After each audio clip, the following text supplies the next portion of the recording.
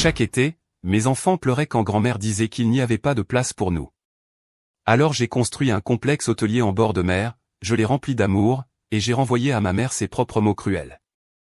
Amélia, ma chérie, je suis tellement désolé, mais il n'y a tout simplement pas assez de place, encore cette année. Ces mots m'ont hanté pendant 8 étés consécutifs. Et chaque fois que ma mère les prononçait, sa voix était si douce, comme si elle s'excusait de ne plus avoir de biscuits à une vente de gâteaux, et non pas d'exclure moi et mes enfants d'une tradition familiale qui avait défini toute notre enfance. Ce qui s'est passé ensuite a choqué tout le monde et a changé notre famille pour toujours. J'ai acheté un luxueux complexe hôtelier en bord de mer, je l'ai réservé au complet, et quand elle a demandé si elle pouvait venir, je lui ai dit les mots exacts qu'elle m'avait répétés pendant toutes ces années. Désolé, il n'y a tout simplement pas de place. Laissez-moi reprendre depuis le début. Je m'appelle Amélia, j'ai 36 ans, je suis divorcée et j'élève 2 enfants extraordinaires, Alex, 9 ans, et Mia, 7 ans. Ma sœur, Olivia, a 35 ans, elle est mariée à un représentant commercial nommé Mike et a réussi, on ne sait comment, à donner naissance à 4 enfants en 6 ans, Jacques, Ava, James et Aria. On croirait qu'elle a trouvé un code de triche pour la vie, à la façon dont ma mère la traite comme une reine. Chaque année, depuis que la famille d'Olivia a dépassé les 2 enfants, je recevais le même appel de ma mère en mars, réglé comme une horloge. Il n'y a tout simplement pas assez de place au chalet de la plage cette année. La famille d'Olivia est si grande maintenant, tu comprends, n'est-ce pas? Non, je ne comprenais pas.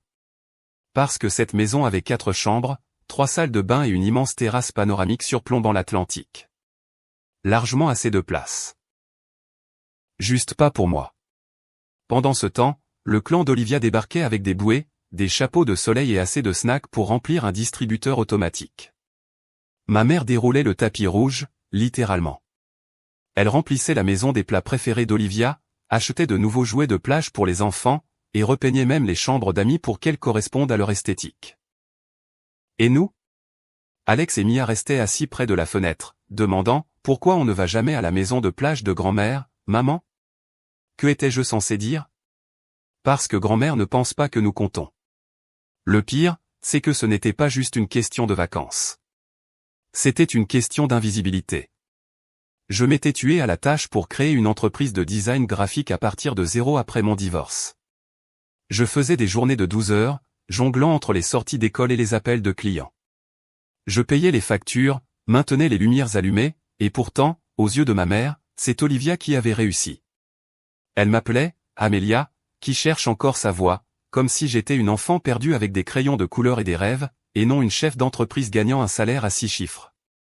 Olivia, en revanche, pouvait tout faire rater et être quand même qualifiée de « super-maman ».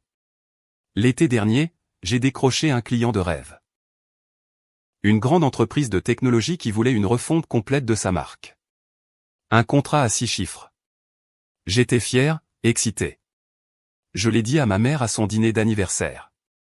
Elle a à peine levé les yeux de son verre de vin. C'est merveilleux, ma chérie. Peut-être que maintenant tu pourras trouver un vrai travail. Olivia a gloussé, trinquant. Elle adore jouer avec son ordinateur, n'est-ce pas?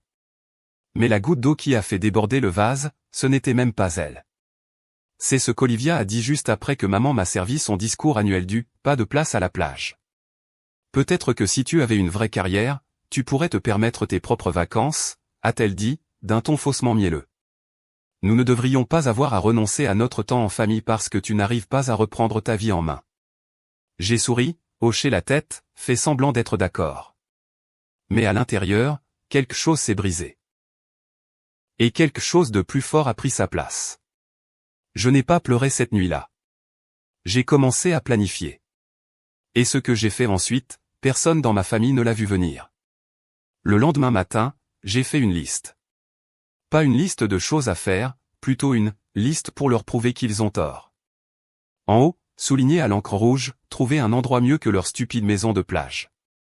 J'ai commencé par chercher des chalets, des villas, des cabanes de luxe dans les arbres, tout ce que vous pouvez imaginer. Mais rien ne convenait, jusqu'à ce que je le trouve. Un vieux complexe hôtelier délabré sur une portion de plage privée en Caroline du Nord. Abandonné, envahi par la végétation, mais la structure était solide. À la seconde où je l'ai vu, j'ai su que c'était ça. Le joyau de ma vengeance.